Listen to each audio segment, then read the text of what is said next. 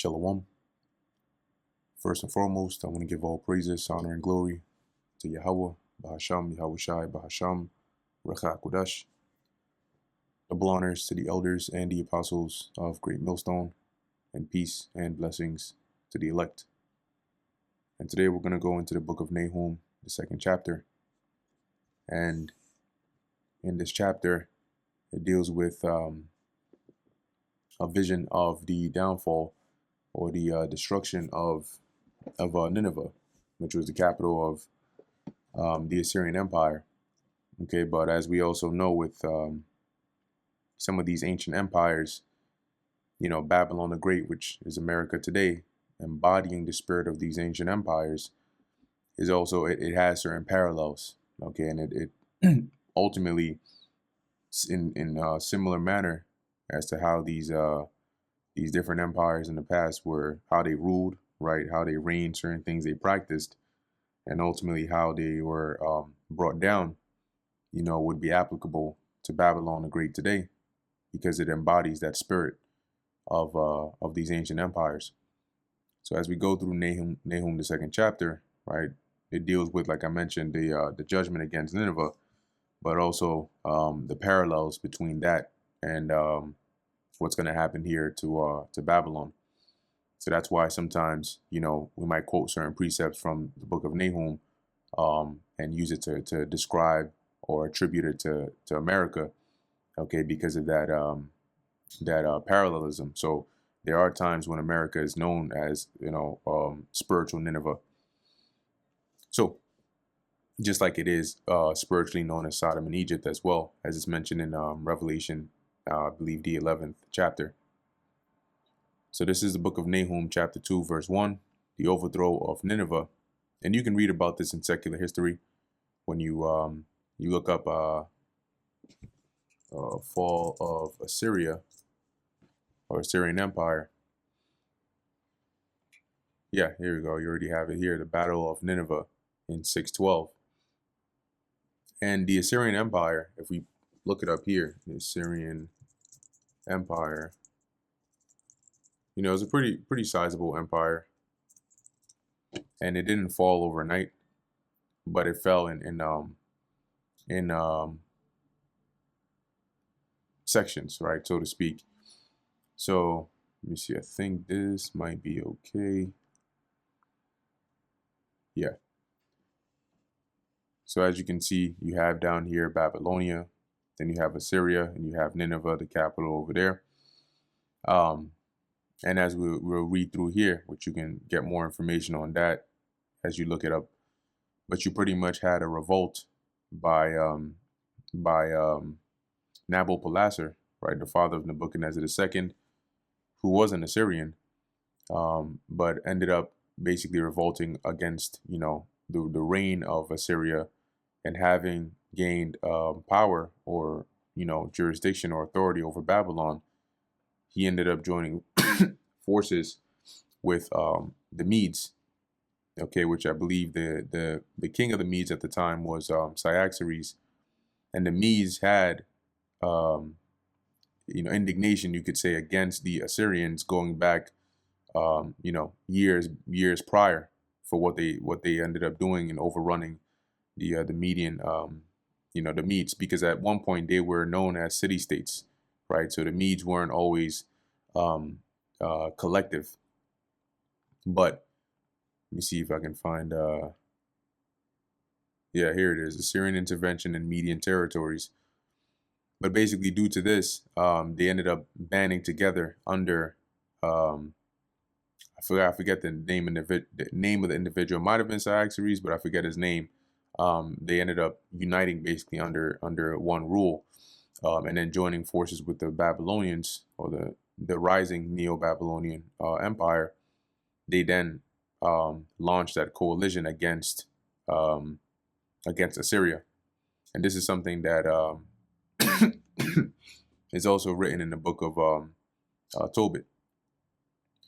So let me see. I don't want to read through all of this. I just want to get just a little bit, just the two of us. So, all right, it says here, Assyrian intervention in Median territories. At the start of the Holocene, Zagros Mountains and the Iranian Plateau um, were politically fragmented in the extreme. I guess we could omit the of. So at the start, these areas were politically fragmented in the extreme. The Assyrian sources of the 8th and 7th centuries BCE tell of a bewildering number of kings and chieftains who ruled areas of different sizes, most of which seem to have been very small. In referring to the Median rulers, the Assyrian texts use the title Bel Ali, meaning city lord, a term for petty rulers who were not important enough to be called kings. Since there's no very large settlements in Median territory, Bel Ali is sometimes translated as chief or chieftain. From the Assyrian perspective, the Medes were a strange people living beyond the eastern fringes of the civilized world. Shalmaneser III was the first Assyrian king who made serious efforts to extend the power of his kingdom beyond the reaches of the northern Mesopotamia, and he was the first Assyrian king to reach the Iranian plateau. All right, cool. We're trying to find out. I'm just going to skip to get to the more important part here. Let's see. Might have been during the time of Ashuradan, or maybe after.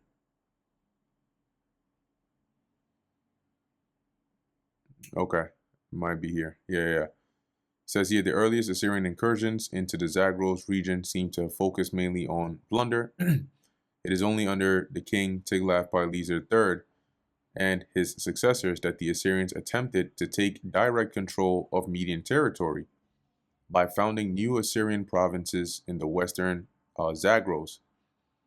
They also converted some Median towns to Assyrian centers, renaming them with the prefix Kar, which meant harbor or trading station. Let's see what else. Just going to jump down a bit. All right. Sargon II resumed efforts to strengthen the Assyrian Empire's grip on western Iran even further. This renewed advance was a highly concentrated affair accomplished in just 4 years from 716 to 713 BCE, during which time the Median lands were invaded no fewer than 3 times.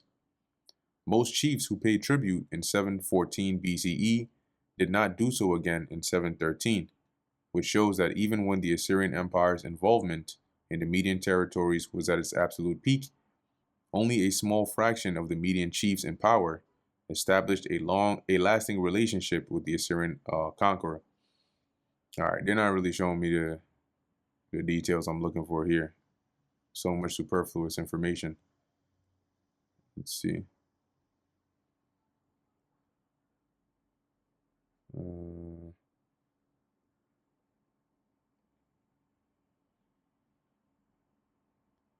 Okay. Yeah. Let's take a look at this here.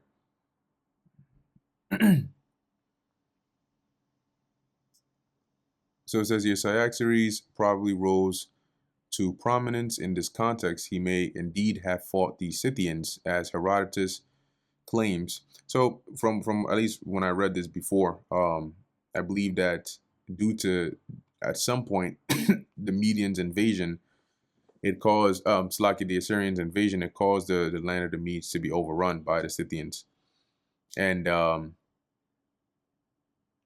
that led to basically this unification under Cyaxares, as it says here.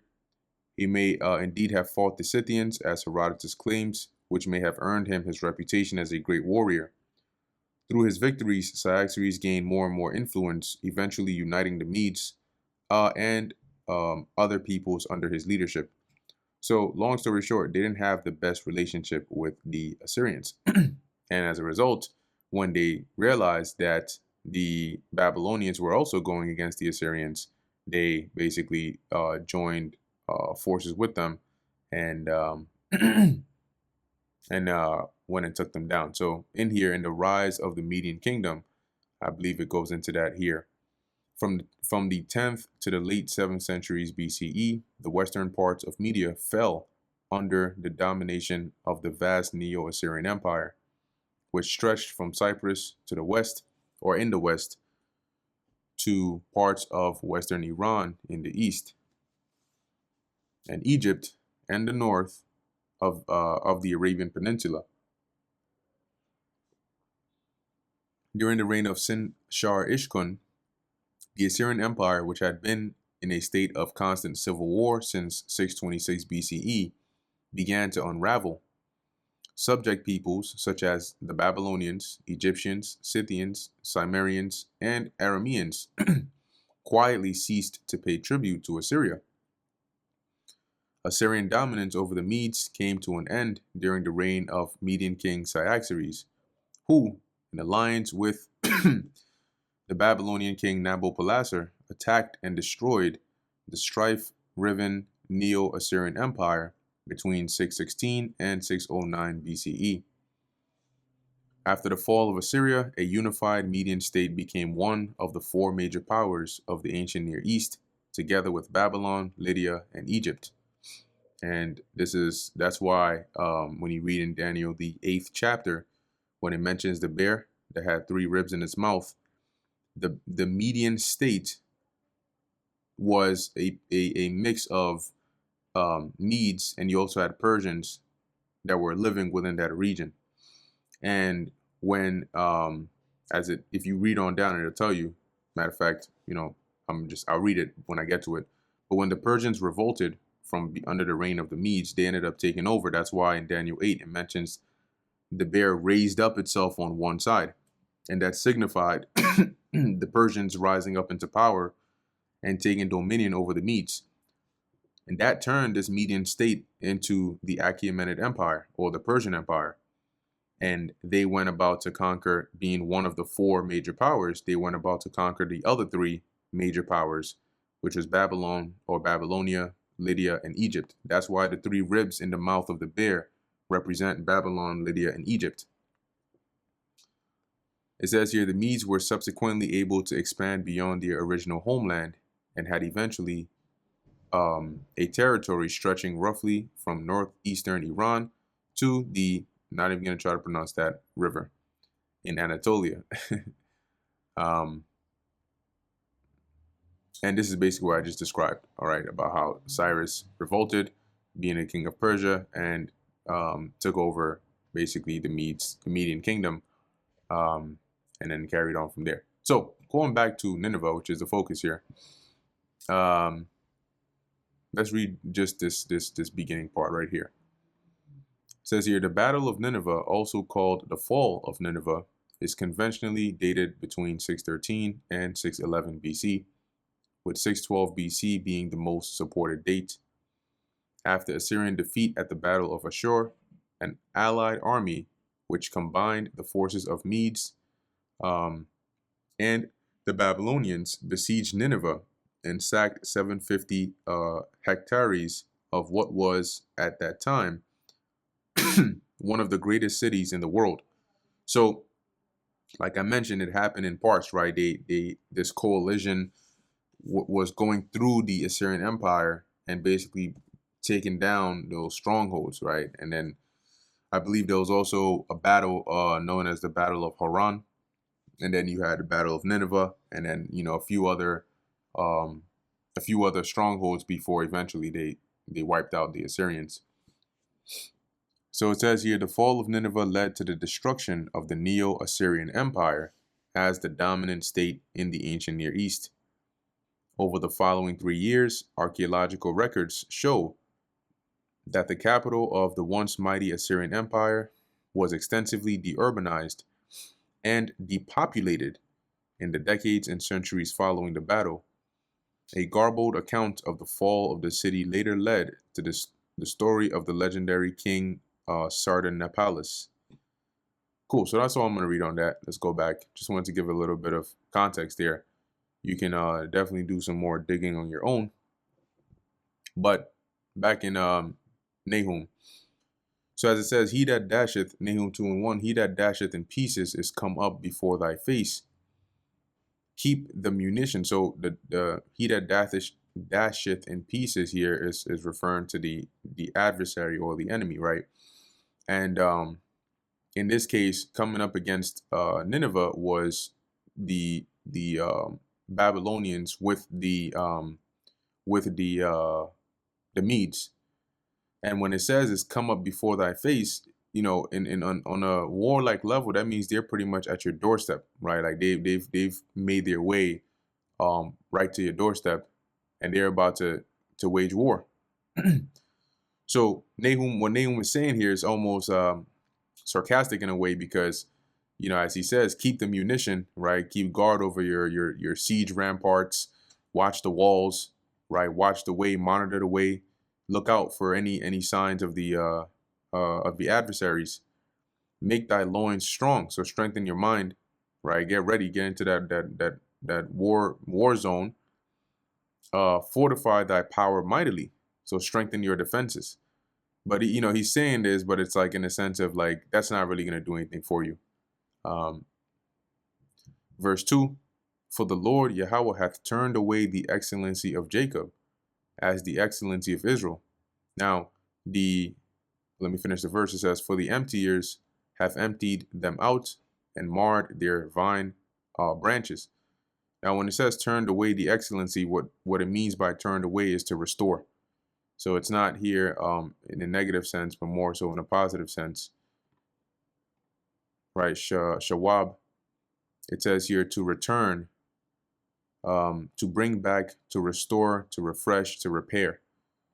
So the point Nahum is making here is that, you Assyrians, okay, primarily those Nineveh, you need to get ready, right? And he's describing this like a war zone, right? You need to get ready because the enemy is right at your doorstep. So start preparing yourself.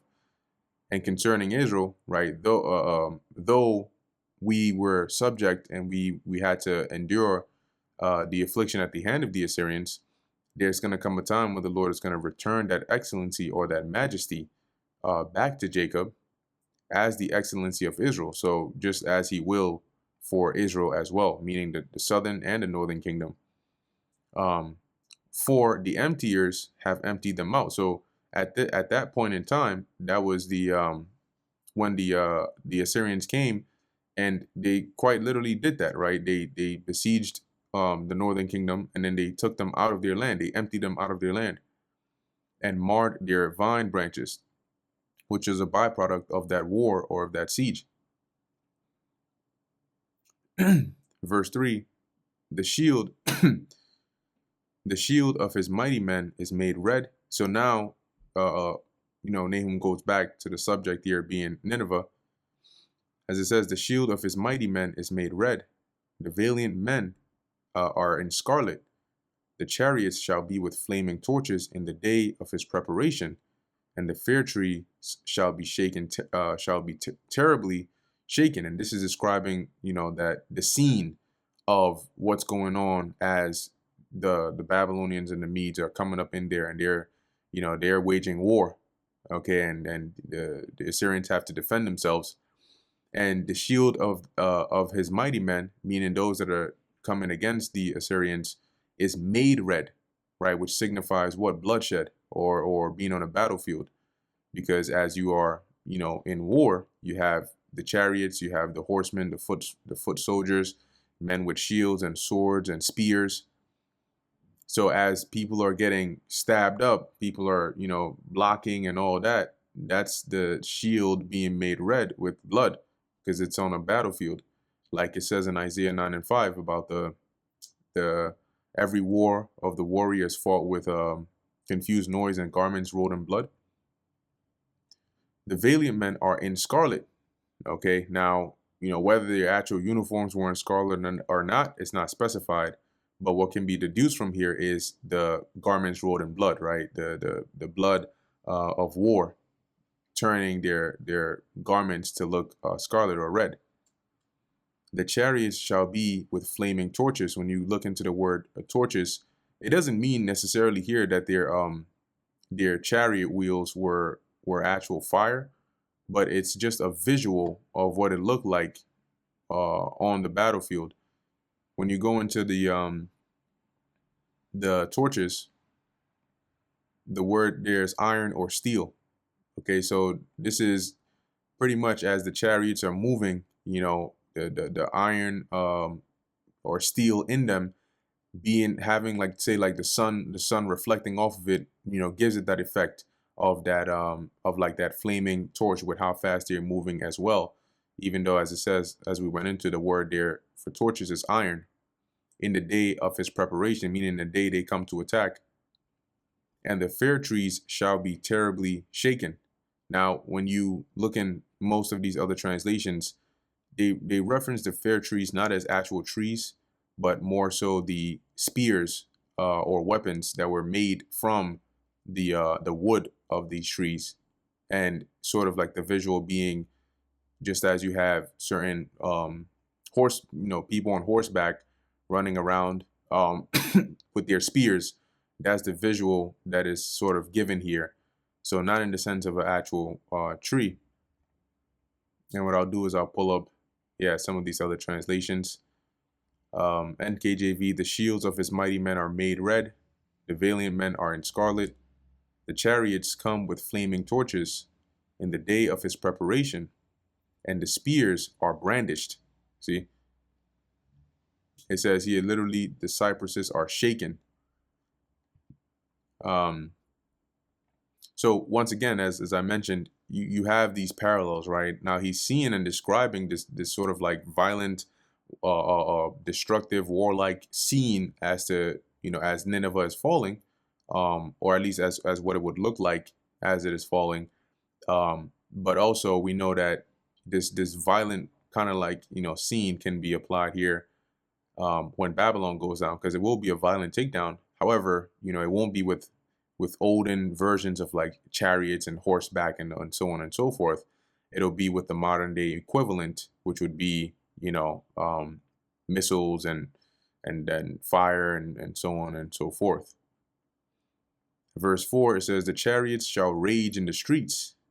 They shall jostle one against another in the broad ways. They shall seem like torches. They shall run like the lightnings.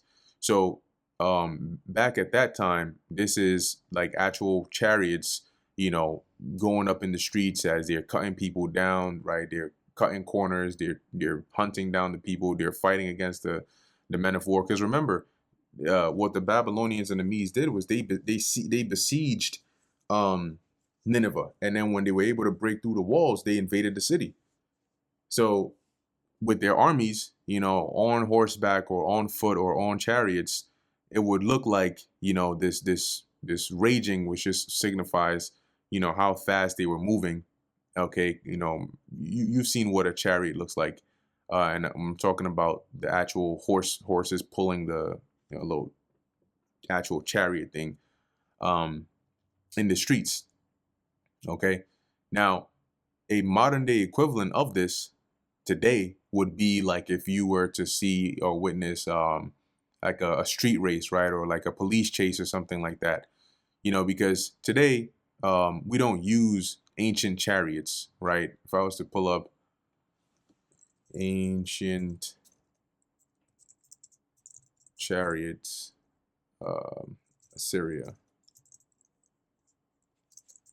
Now you may go downtown to Manhattan or something and you'll see they may have some services that look similar to that. But back then, they weren't using these chariots as for like excursions or for sightseeing. These chariots were their means of like transportation, in most settings, because it was an advancement actually back then, the actual invention of the wheel and then placing it there and having this sort of contraption here. It was an actual advancement, and they would use that in war and in, as like a means of transportation. Today, we use cars, right? So what the equivalent of seeing, actual ancient chariots running around in the streets, here, they whipping the horse is running even faster. They're cutting the right corner. They're cutting the left corner. They're throwing spears at people. They're stabbing people off the chariots as they're going. Today, this would be like if, and I'm sure you've probably seen it as you're even driving or you're watching something like Fast and Furious, and you're seeing, say, like the modern day chariots, which would be like a car, just actually swerving through traffic and all of that. That's what this scene would look like, happening, like if it was happening today, right? It would look like you see, the different cars on maybe like a highway, just like zooming one past another. As it says here, right, they shall jostle one against another. And when you go into some of the words here, it gives you like a clearer visual of that. So once again, just drawing like the parallels between what this looked like when it happened back then to ancient Nineveh, and how a modernized version of this would look, because we know that these judgments, at least, that occurred to Nineveh, will happen to Babylon. Obviously, not with people on horseback, but with missiles and fighter jets and so on and so forth. So going into some of these words, right? We know chariots, right? The vehicles, and as it says, shall rage in the streets. They shall jostle one against another in the broad ways. And I'm painting that modern day picture for you, so you can get a visual of what this would have looked like if they were using cars instead of ancient horseback chariots. But as it says, the word jostle, it says to run, to rush about, to run to be eager, right? Roving, longing, rush out, to rush back and forth, right? It says here in the broad ways, which is what? A broad, open place or plaza.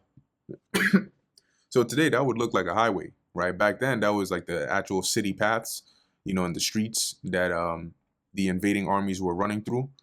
But today it would look like it was a highway. Okay, as it says, they shall seem like torches, they shall run like the lightnings, which was symbolic or metaphorical or poetic wording for how fast they were moving. So verse 5, it says here, he shall recount his worthiness, they shall stumble in their walk, they shall make haste to the wall thereof, and the defense shall be prepared. Now, what this is referring to is, as they're being invaded, they're gonna call for their generals, their armies, right? But there's gonna be chaos. There's gonna be panic that is ensuing. So as it says, he shall recount his worthiness as he tries to assemble, men and troops and so on. They shall stumble in their walk. So they're gonna be tripping. All right, they're gonna be messed up all over the place because it's a lot is gonna be going on. It says that they shall make haste to the wall thereof, right, to go and defend the wall, to try and stop the enemy from breaking in, and the defense shall be prepared. So to make this a bit clearer, let's read this in the NLT. The king shouts to his officers, they stumble in their haste, rushing to the walls to set up their defenses. NIV, Nineveh summons her picked troops, yet they stumble on their way, they dash to the city wall, the protective shield is put in place. See, now, when the Lord begins to bring judgment upon the modern day Nineveh, okay, you'll see similar things, right? When this war starts, when ultimately when Yahushua comes back, they're gonna be scrambling. They're gonna be scrambling, pulling out their different technologies, trying to set up their defenses. Getting in these fighter jets, trying to do everything they can to defend themselves, just like ancient Nineveh did, but it will be to no avail. Verse 6, the gates of the rivers shall be opened, and the palace shall be dissolved, right? So back then, their defenses, right, their gates eventually were breached. And as it says, the palace, which represents their power, because Nineveh, once again, was the capital, shall be dissolved. So it was broken down. And as we read in the secular history, that's what led to the actual fall of the Assyrian Empire. Now today, in America, when the time of the fall of this empire comes about, the palace, or this place, will literally be dissolved. It will literally be melted, because that's going to be the way ancient Nineveh fell, by being by through war, right? But through an enemy actually invading their land, slaying their people, basically taking over their land, and then making it theirs. Because that region, see if I can go back and get this region eventually became a part of the Babylonian Empire, right? It's still habitable, right? But it became a part of the Babylonian Empire. When when this modern day Nineveh falls, all right, when America falls, it's going to be actually dissolved, melted through. All right. Verse 7, and Hozab shall be led away captive. She shall be brought up, and her maids shall lead her as with the voice of doves. Now, there are a couple of, ways that this Hozab, or this verse, is interpreted or looked at. When you read both in other translations, but they basically have it, because when you look into the word Hozab, it's not referring to like a particular place, but it can be looked at as a representation of Nineveh, a personification of Nineveh as this woman here that is led away captive. But when you go into the actual word, the meaning in the Hebrew, you have here to stand, to take one stand, to stand upright, to set over, to establish, to stand firm, appointed. But one of the definitions here is to be fixed or to be determined, right? So in other words, that which is determined against her is what happened, is what ended up being fulfilled, in that she was led away captive. Because what ended up happening when when their adversaries broke in and got the upper hand, they didn't kill everybody, right? They killed the warriors, they took out the rulers, but then they subjected the people under them, right, and made them captives. So as it says, she shall be led away captive, which are the inhabitants of Nineveh. She shall be brought up, and her maids shall lead her as with the voice of doves, meaning they're going to be weeping, they're going to be crying, tabering upon their breasts, which is a sign of mourning. So that tabering is like beating upon their breast, which even some areas they do that today when they're in distress or they're mourning. That's like a sign of them mourning. Right. So NKJV, it is decreed, the Hebrew Hazab, she shall be led away captive, she shall be brought up, and her maidservants shall lead her as with the voice of doves, beating their breasts. See? So, and that voice of doves is just like, it's likening their mourning sounds to like a certain sounds that doves make. And I believe that, I think it's called, is it swooning? Is it? Let me see. Dove. In Isaiah, we went into that. Swooning.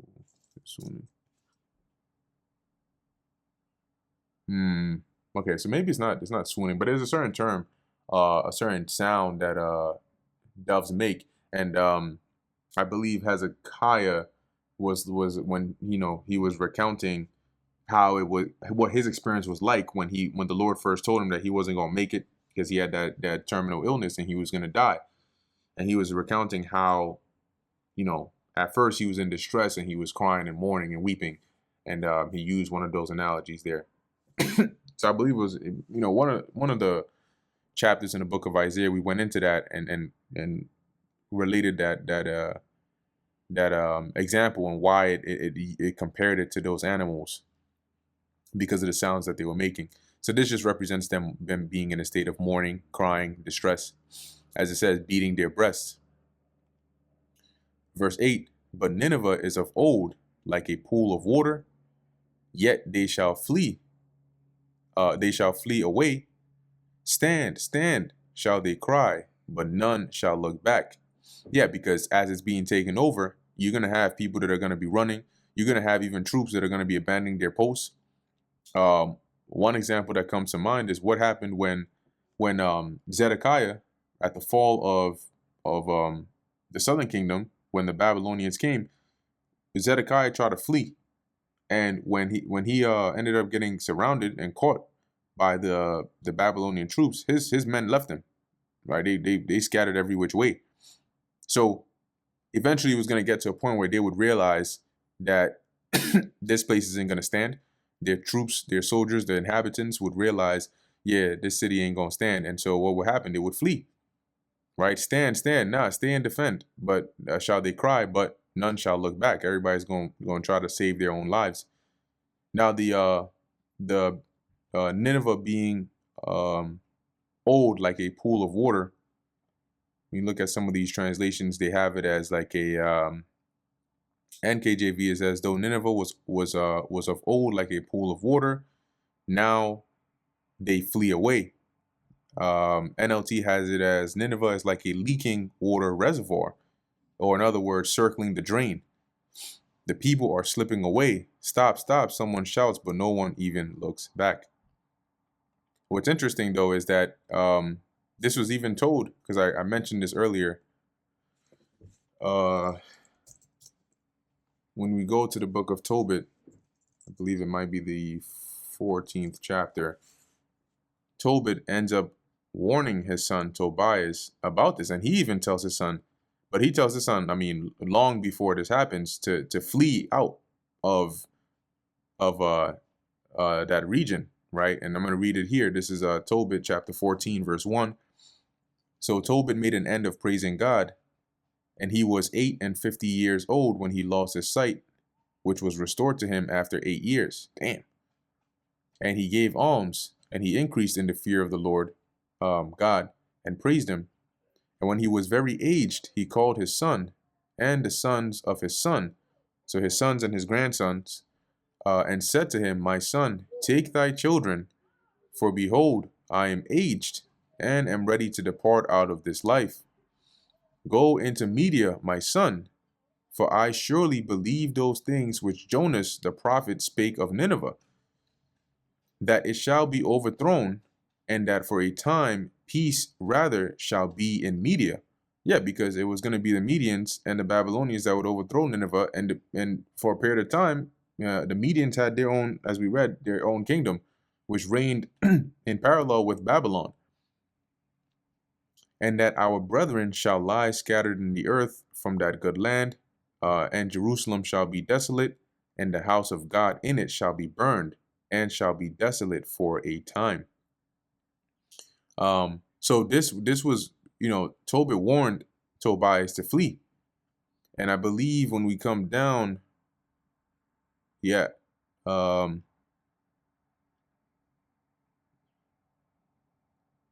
me see. Yeah, so this is here where Tobias ends up burying his father. And verse 12, and when Anna, his mother, was dead, he buried her with his father. But Tobias departed with his wife and children to Ecbatane, to Raguel, his father-in-law, where he became old with honor, and he was buried with and he buried his father and mother-in-law honorably, and he inherited their substance and his father Tobit's. So Tobias, he was rich. And he died in Ecbatane in Media, being 107 and 20 years old. But before he died, he heard of the destruction of Nineveh, which was taken by Nebuchadnezzar and Ahasuerus, and before his death, he rejoiced over Nineveh. Now, this Nebuchadnezzar is just worded that way because of the Greek transliteration or translation. But this is referring to Nabopolassar in secular history, and this Ahasuerus is referring to Cyaxares, because they were the two, right? The Babylonians and the Medes, as we read, that took down Nineveh. So Tobias was alive and heard about that, okay, before he died, as we're reading here in Nahum, who also prophesied about that. So anyway, back in Nahum chapter 2, and the thing with, say, like Nahum the second chapter is, it's not really a difficult chapter per se. It's just written in a very poetic and metaphorical wording. Plus the fact that it's in Old English doesn't make it any much easier. But when you understand the overall message that is being relayed here, you get the point, right? So as he continues here, describing the downfall of Nineveh, verse where are we at? Yeah, verse 9. Take ye the spoil of silver, take the spoil of gold, for there is none end of the store, and glory out of all the pleasant furniture. See, so they're taking over the land, they're taking over the prison, right? They're taking over the land. They're cutting down the people. Nineveh is falling, and here this is basically like narrating the what the adversaries who are coming against Nineveh would do, right? Which is to take the spoil, right? The silver, the gold, the riches. As it says, there is none end of the store and glory out of the pleasant furniture, meaning that they amassed a lot of wealth. So by taking them down, you had access to all of this. And similarly, when Babylon goes down, we're gonna take those spoils. Okay, we're gonna take those spoils. In fact, it mentions that, I believe, in the book of Job. Is it 20? Because we know Babylon is linked with Esau Edom, so the fall of Babylon is synonymous with the fall of Esau Edom. Yeah, here it is. Job 20 and 15. He hath swallowed down riches, and he shall vomit them up again. God shall cast them out of his belly.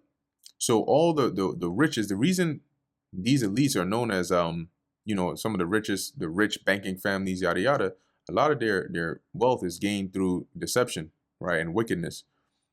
But those riches that they swallowed down or amassed is going to be taken from them. That's them vomiting it up, them giving it out of their control again. It's going to be taken from them, and guess who's going to be given into? In the book of Isaiah, it tells you that we are going to boast in the glory of the Gentiles, right? The forces of the Gentiles, meaning their riches, will be brought onto us, right? So when you go back to Nahum 2, just like the spoils and the riches of ancient Nineveh was taken when it went down, the spoils and riches here of Babylon, synonymous also with Esau in the personified version, when this place goes down, we're going to get those riches. Verse 10, she is empty and void and waste, and the heart melteth, right, which symbolizes the courage fading, and the knees smite together, which symbolizes fear, and much pain is in all loins, and the faces of them all gather blackness. And this was the exact setting or scene that happened. In fact, when you see a picture like this, you can almost get a sense of, I mean, this is not really the best picture out there, but you can see it doesn't look like it doesn't really look nice to me. But all this area right here, all of this ends up getting taken down.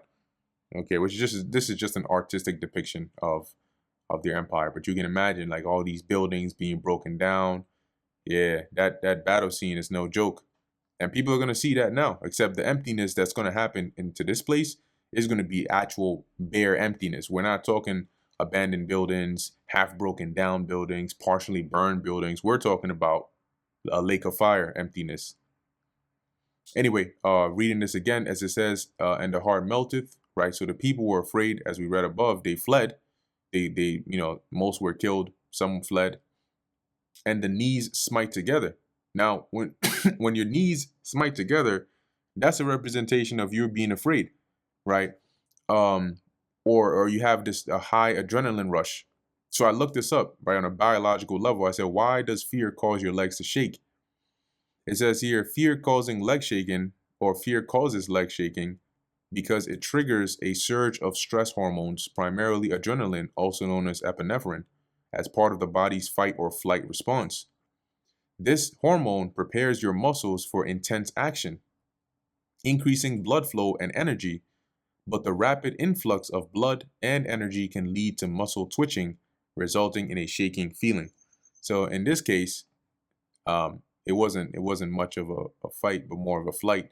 What I mean by that is that the heart melting and the knees smiting together is just representing the great fear and pain and distress that faces gathering blackness represents them being distressed or being afraid. And similarly, once again, that's going to happen to this place. All right, this um, modern day Nineveh, when it gets emptied. Okay, except it won't be by the it won't be by Nabopolassar and Cyaxares. Verse 11: Where is the dwelling of the lions, and the feeding place of the young lions? Where the lion, even the old lion, walked, and the lions whelp, and none made them afraid. So this is it's kind of like how Isaiah in Isaiah 47 mentions um concerning Babylon, stand now with thine enchantments, if so be thou mayest prosper.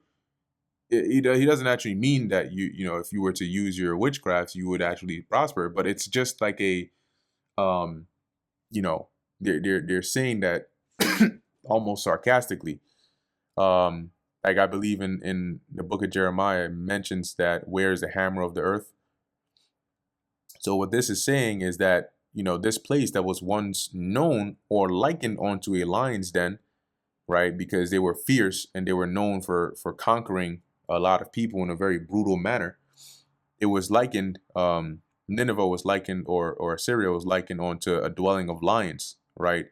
As it says, the feeding place of young lions, where the lion, even the old, walked, and the lions whelped, and none made them afraid, because they were the top superpower at the time. So they were the dominant power.